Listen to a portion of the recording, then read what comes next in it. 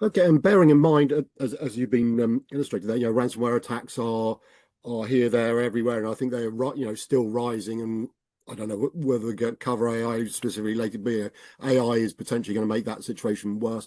How do MSPs balance proactive prevention with recovery readiness in terms of what can you do? I think you said earlier, most people accept that it's not a question of if, it's when these days, but how much can you protect against attacks versus being ready to recover when it does happen? Yeah, I think it needs to be an equal balance of both. So the layered approach to protection should always include recovery. And in reality, we've always been pretty flippant with the mindset of backup first in any, cybersecurity posture, proposition, however you want to describe it. Because fundamentally, if something slips through the net, and you don't have a robust mechanism to get systems back online quickly, then the front end defenses are redundant, right? So you need to take a multifaceted approach to business, to cyber protection and business continuity. So, protecting your endpoint machines with antivirus, with endpoint detection and response, with managed detection and response if budget allows for it, ensuring that the network is protected, ensuring that your SaaS-based application, critical IP residing within SaaS-based applications has both a front-end protection and a recoverability element to it, and the critical systems that run on local servers, private cloud, public cloud, whatever it might be, have both front-end protections and back-end recoverability. So it's a balanced approach, but every system that is required to run your organization needs both front-end defenses and back-end recovery in place. And we're not just talking about recovering data, we're talking about recovering production. We're talking about recovering, those business processes, getting them back online in a time that doesn't result in significant business impact, reputational impact, loss of customers, loss of customer data, etc. So it has to be multifaceted.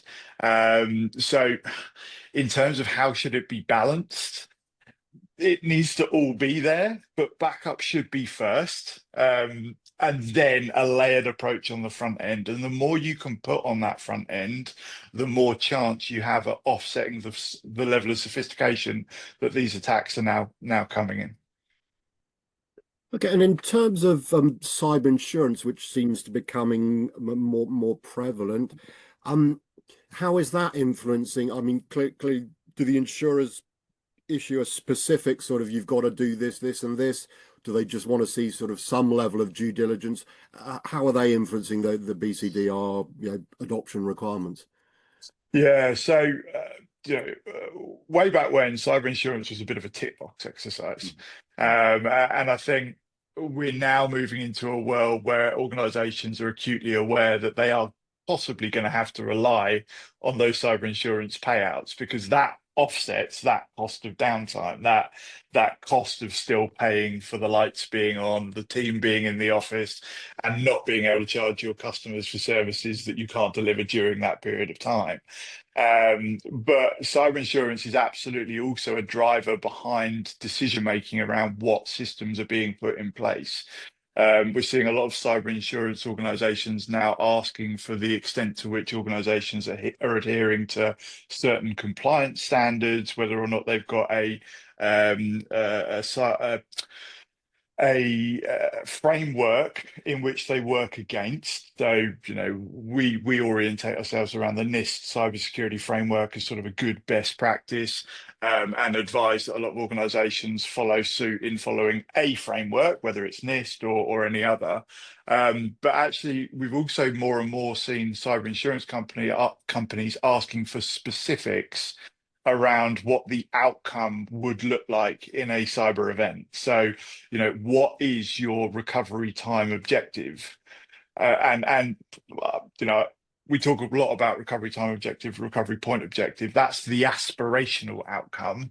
And then you've got recovery time and recovery point reality, right? So my objective is to get the business back up and running in 6 hours. The reality might be a day because actually we're only backing up every 8 hours, and therefore 6 hours might be the goal, but we're never going to get there. So it's looking at it as both, aspirationally, this is what we want, and the reality is this. So cyber insurance companies are asking for what are those timeframes in terms of potential data loss and potential downtime.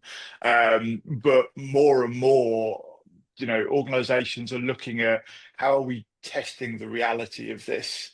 And of yesteryear, it was someone had to manually go in, recover the data, spin up a new system, download that data, configure everything, get it back online, and then go in and check that everything was in place. So again, the more you can start automating that process, the more likely you will be able to adhere to those time objectives and subsequently tick the relevant boxes you need to tick to appease your cyber insurance organization.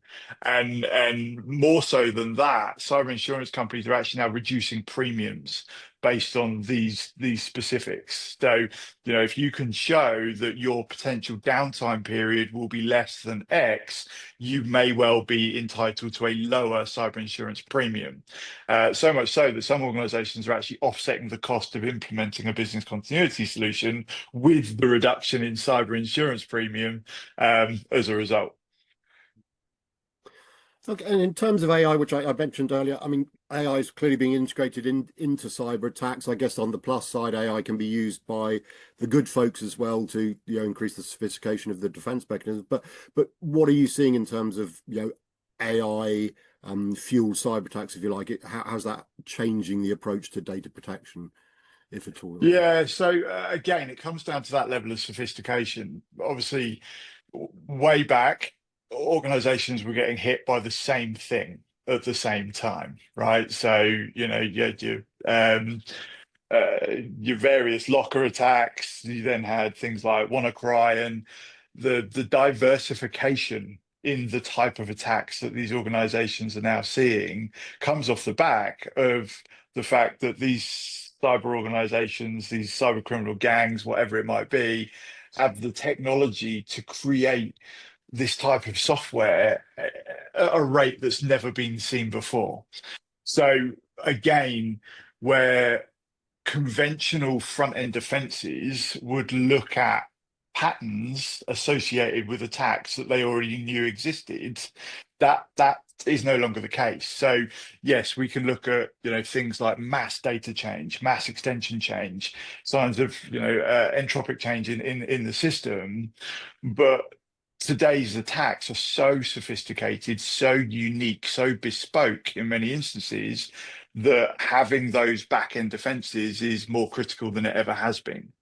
And AI is playing an absolutely pivotal role in defending against those types of attacks as well. So having the ability to dynamically look at what is changing in a system and then address whether or not it believes that is a threat or that is someone internally that's made changes and actually it's normal behavior, is becoming more sophisticated on the defense side of things as well. But akin to that is how we're using it to start automating processes as well. So even down to things like checking backups, like checking for signs of ransomware. The automation through technology is allowing for managed service providers to offset the manual intervention required to guarantee a level of service. Obviously, we don't want to be in a world where someone has to go and do something to guarantee a customer is safe. That should be an automated process.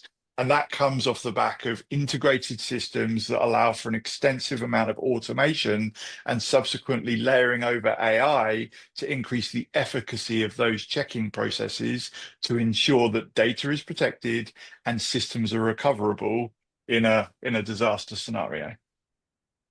Okay, and specifically, it'd be good to understand the role that endpoint protection plays when it comes to a complete BCDR plan.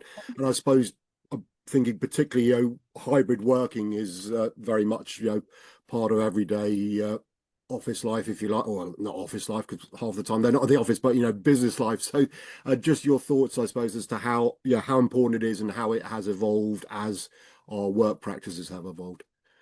Yeah, so I think historically organizations focused almost exclusively on servers.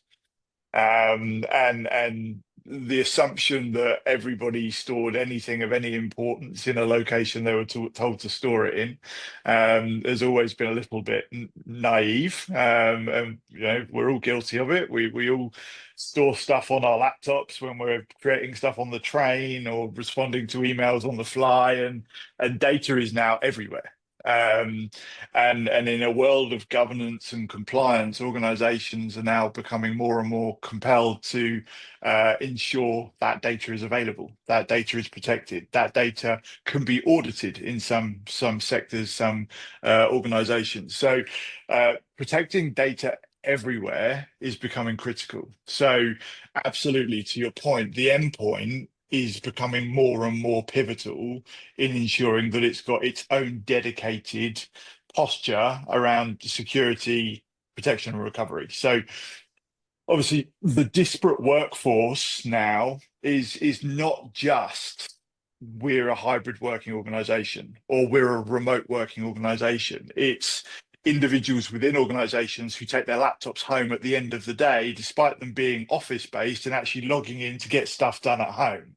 They are still accessing the corporate systems remotely. So having the endpoint specific stack of protection solutions, and it's the same for servers in many instances, so antivirus, endpoint detection and response, managed detection and response, a mechanism to detect ransomware, a mechanism to roll back from ransomware, and a mechanism to protect and recover the data is becoming more and more a requirement of every organization. So historically, as I say, server backup and recovery and business continuity was the focus. And now more and more the uptake of endpoint backup and endpoint recovery is becoming prevalent because, you know, as much as organizations don't want to lose the data, the CEO of a business doesn't want to lose their machine.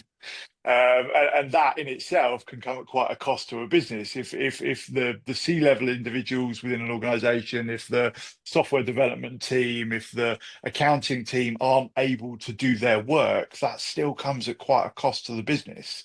So having availability of data recovery processes, as well as the ability to recover images, i.e. complete devices, is again becoming more and more important for organizations. So the endpoint plays a very specific role, and then obviously that also spans up to SaaS-based applications as well. Okay, and just something occurred to me, probably relevant to the bit about these cyber insurance. But when MSPs are working with their customers to develop a BCDR or update BCDR strategy, how easy is it for them to help them quantify recovery time objective and recovery point objective in terms of financial? Because I guess as you said, the cyber insurers might want to know when they think they can cover and try and do the sums as to what money might be involved. But how easy is it for MSPs to help those customers understand a realistic RTO and RPO? Yeah, so RTO and RPO are in the most part determined by one, what the system is capable of doing, and two, what the human process for kicking that system off looks like. So obviously organizations need to look from a recovery point objective at how frequently they're taking backups. If you're taking backups every 4 hours, as I sort of mentioned earlier, then you're not going to expect less than 4 hours in terms of your recovery point objective. So looking at what the requirements are for that organization based on their own expectations or their cyber insurance company or whatever it might be in terms of recovery point objective, and then aligning the system configurations to that will help adhere to that. They also then need to look at how long does it take to kick off that process in terms of what is the proactive monitoring and alerting around those systems? So is ransomware detectable in that environment to initiate an automated process to kick off an alert with someone monitoring that system? And then what does the time look like between that alert being created and that human kicking off that recovery? Is that recovery templated, or does that need manual configuration? And where is that recovery going to happen? Is it going to be locally on some sort of device that's automatically and already configured into the network, or is it going to be offsite in some form of cloud infrastructure? So the process around initiating that recovery is going to obviously help define what the recovery point objective is, and doing it in practice will help define what the recovery time objective is. Because again, the system from the point you press the button might be able to get that system back online or back up and running at least in X period of time, but the human element is determined on the extent to which those processes are automated, the systems are integrated, and subsequently how long the people take to do things. Because we're in a world of automation, we're in a world of AI, but there is still a reliance on people doing things, regardless of what systems you've got in place. So that is a factor that needs to be taken into consideration. And then subsequently, in terms of looking at what the cost implications could be for an organization based on the systems they've got in place at the moment, you can work that out relatively easily by taking, what's the revenue of the organization that you're potentially proposing services to, or you're already working with? How many employees have you got? How many overheads have you got associated to each of those individual employees? Because then you can say, fairly definitively, right, it's going to take us this long to get that system back online, and this is what the cost per hour is to run the business. We're going to lose this in revenue because we can't provide the services to customers during that period of time, and therefore this is what our expected cost of downtime would look like based on today's solution. And then you can offset that by the reduction in recovery point objectives, the reduction in recovery time objectives, and then see what the potential cost savings are for every situation where you experience a downtime event. Now, Kaseya's got a recovery time calculator available for anybody who wants it. You can literally Google Datto or Kaseya RTO calculator, and you will be able to input specifics about your organization or your customer's organization, as well as specifics around what type of recovery processes and solutions they've got in place today. And it will give you a projected cost of downtime based on that current scenario. And this really helps organizations when it comes to making decisions about the extent to which they need these robust systems in place. Because, in reality, every organization should have everything. But, unfortunately, we don't live in a world where we've got, infinite volumes of capital to spend on these protection processes. So again, it comes down to businesses' risk tolerance.